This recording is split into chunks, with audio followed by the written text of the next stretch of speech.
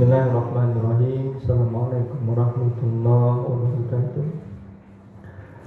Innal hamdalillah nahmaduhu wa nasta'inuhu wa nastaghfiruh wa na'udzu billahi min shururi anfusina wa min sayyi'ati a'malina may yahdihillahu fala mudilla lahu wa may yudlil fala hadiya lahu. Asyhadu an la ilaha illallah wahdahu la syarika lahu wa asyhadu anna Muhammadan abduhu wa rasuluh allazi la nabiyya ba'da. Allahumma shalli ala sayyidina Muhammad wa ala alihi washabbihi ajmain. Alhamdulillah, segala puji bagi Allah, rahmat salam semoga tercurah kepada baginda Rasulullah Muhammad sallallahu alaihi wasallam, kepada para keluarganya, para sahabatnya, serta yang berjamaah.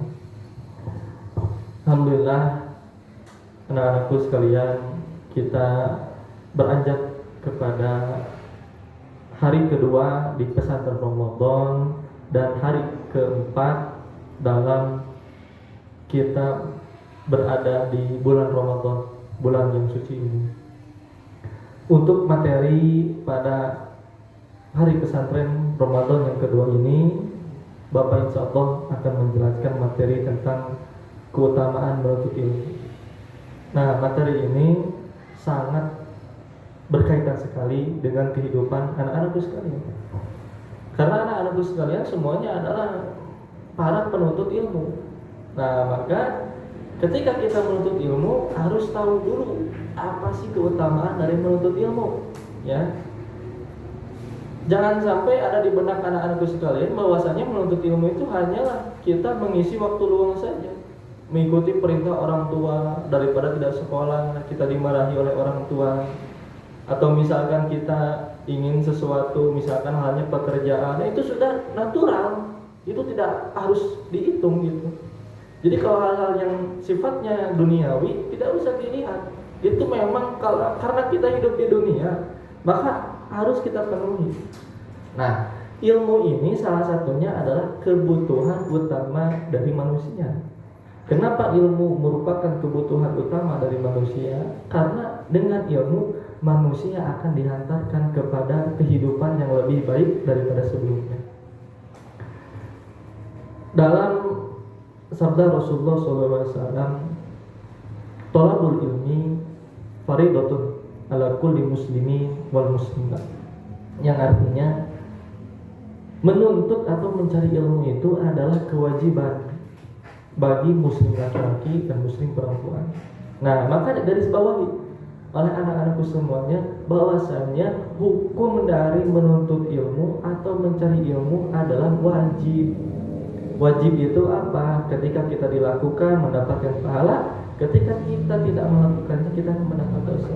Nah, maka tanamkan dalam diri kita bahwasanya kita ini belajar menuntut ilmu adalah menunaikan kewajiban dari Allah Subhanahu wa taala. Sama halnya seperti sholat yang 5 waktu. Kita melakukannya karena jangan sesuatu, tetapi karena kewajiban. Gitu ya. Maka menuntut ilmu ini wajib fardu hukumnya.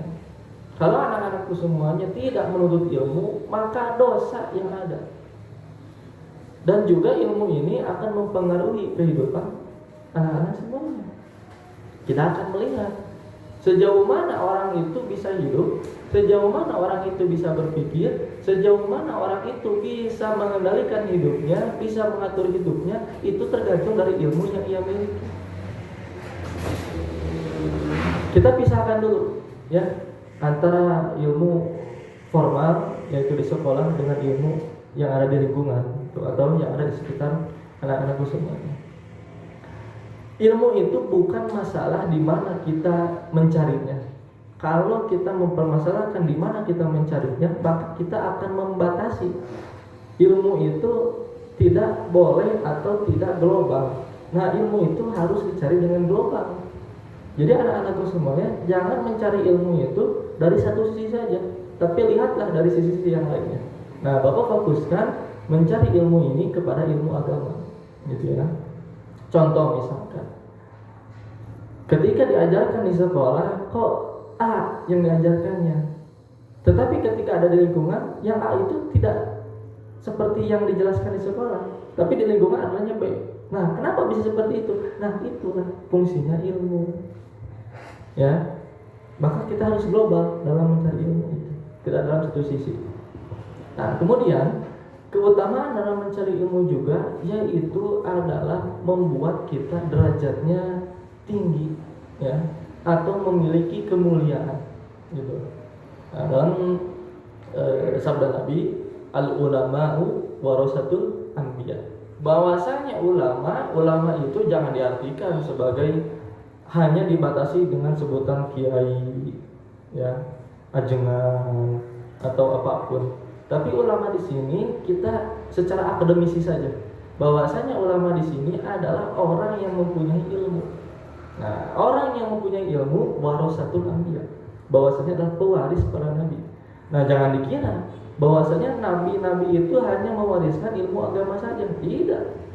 Nabi Muhammad itu tidak hanya dibatasi dengan ilmu agama, tapi Nabi Muhammad itu sangat luas sekali ilmunya. Baik ilmu ekonomi, baik ilmu matematika, atau ilmu politik, atau ilmu yang lain-lainnya, itu Nabi Muhammad sangat menguasai sekali. Nah, maka anak-anakku sekalian, jangan sampai terbatas dengan ilmu agama saja. Sudah, ilmu agama saja. Atau misalkan membatasi dirinya, ilmu agama mah itu mah urusan yang lain aja. Nah, jangan sampai juga ada di benak anak-anakku semuanya, ketika kita mempelajari ilmu agama, kita tapi ustadz, ya. Udah itu mah urusan ustadz, dan saya mah tidak akan menjadi ustadz. Salah itu kuman seperti itu, ya. Kenapa? Karena semua manusia itu membutuhkan yang namanya ilmu agama. Sekarang kalau misalkan dibalik, ya, ilmu agama mah udahlah untuk ustadz saja. Yang mau jadi ustadz silakan belajar ilmu agama. Sekarang dibalik, ustadz saja yang masuk surga, selain ustadz masuk neraka. Gimana? Apakah bisa menerima? Tidak, kan? Seorang politisi, seorang ekonom, mungkin orang-orang yang berprofesi yang lain pasti ingin masuk surga. Nah, maka kalau kita membatasi bahwasanya ilmu agama itu hanya dikonsumsi atau hanya dipelajari oleh yang mau menjadi ustadz atau ustadz, maka sampai ke sana berpikirnya, apakah kita mau masuk surga? Tentu masuk surga. Maka cara untuk masuk surga yaitu dengan ilmu agama. Nah, maka ada 3 di sana keutamaan. Yang pertama adalah kewajiban, menjalankan kewajiban. Yang kedua, bahwasanya kita adalah pewaris para nabi. Dan yang ketiga, keutamaan mencari ilmu adalah kita ingin menggapai surganya Allah. Ya, jangan dikira surganya Allah itu gratis. Tidak. Kita butuh pengorbanan untuk masuk surga. Apa? Mencari ilmu. Nah, ilmu itu harus dicari.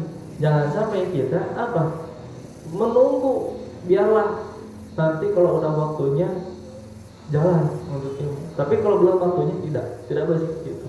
Nah, ini pun ada sebuah perumpamaan, ya, dalam sebuah nasihat atau mahfuzat dalam bahasa Arab. Al ilmu nurun, al jahlu daurun. Ilmu itu cahaya, jahal itu apa? Kebodohan. Daurun itu apa? Daurun itu bahaya. Nah, jadi kalau orang yang punya ilmu, dia itu seperti orang yang terpancar atau terkena sinar apa? Kita bisa di sini menggambarkan bahwasanya ilmu itu adalah matahari. Al ilmu nurun. Jadi orang yang mempunyai ilmu itu seperti orang yang terkena sinar matahari. Al jahlu daurun. Maka orang yang tidak mempunyai ilmu, daurun, bahaya, sangat bahaya. Nah, maka kita umpamakan bahwasanya ilmu-ilmu itu yang kita cari ini, misalkan ada kesulitan dalam mencarinya, atau susah memahaminya, atau misalkan kita tidak terfasilitasi dalam mencari ilmunya. Nah, maka kita jangan berhenti di sana. Nah, jangan sampai juga kita sembunyi dari yang namanya ilmu. Nah, jadi ketika kita sulit untuk memahami ilmu atau sulit dalam memahaminya, kita jangan sembunyi. Maksudnya sembunyi apa? Sudah pasrah. Ilmu ini mah udah susah untuk dipelajari. Tidak, kita cari jalan yang lain. Ya, seperti pepatah, banyak jalan menuju Roma katanya. Nah, sama. Banyak jalan juga dalam menuntut ilmu. Nah, jadi bukan ilmu yang sulit untuk kita cari, bukan ilmu juga yang kita ini sembunyi darinya. Tetapi apa? Kita yang sembunyi dari ilmu. Nah, contoh seperti matahari. Orang-orang itu pasti kalau misalkan mataharinya terik, itu akan berjalan di tempat-tempat yang teduh. Nah, itulah seperti orang-orang yang sembunyi dari ilmu. Ya, bukan berarti ada matahari kita harus jalan itu, tidak, tapi perumpamaan gitu. Nah, maka anak-anak semuanya harus bisa memotivasi diri.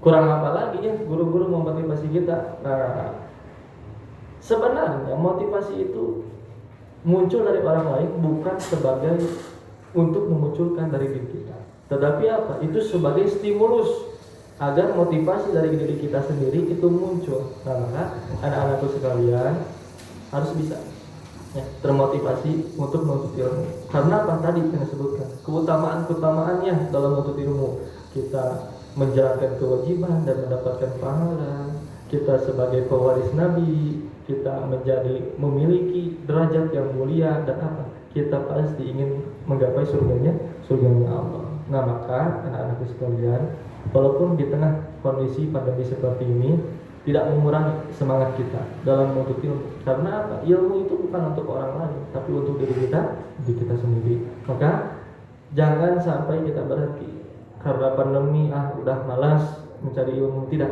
Dengan pandemi ini kita cari cara lain untuk menggapai ilmu. Nah, misalnya gini, dicontohkan. Jalan untuk ke surga hanya dengan naik haji, ya, manasik haji ke Mekah, ke Madinah. Itu cara satu-satunya untuk masuk surga. Pertanyaannya, bagaimana kalau orang yang tidak mampu untuk menjalankan haji? Berarti apa? Dia tidak masuk surga. Tidak boleh seperti itu. Maka ada jalan lain untuk menuju surga. Karena surga itu banyak pintunya. Nah, kita mungkin bisa masuk pintu surga dari haji kita, dari sedekah kita, dari puasa kita, dari sholat kita. Nah, salah satunya kita bisa masuk surganya Allah dari pintu ilmu, karena kita mempunyai ilmu. Baik, dengan keterbatasan waktu, semoga yang Bapak sampaikan ini bermanfaat untuk anak-anakku semuanya, yang pada intinya bahwasanya ilmu akan menghantarkan kalian menjadi manusia yang mulia, dan terlebih lagi ilmu akan mengantarkan kalian menjadi orang-orang yang bertakwa. Semoga apa yang Bapak sampaikan ini bermanfaat untuk anak-anakku semuanya. Semoga anak-anakku semuanya dimudahkan dalam menuntut ilmunya dan dijadikan anak-anak yang memiliki ilmu yang berkualitas dan menjadi pribadi yang berkualitas, dan semoga anak-anakku semua dijadikan anak-anak yang soleh dan soleha. Terima kasih atas perhatiannya. Wabillahi taufiq wal hidayah. Akhirul kalam. Assalamualaikum warahmatullahi wabarakatuh.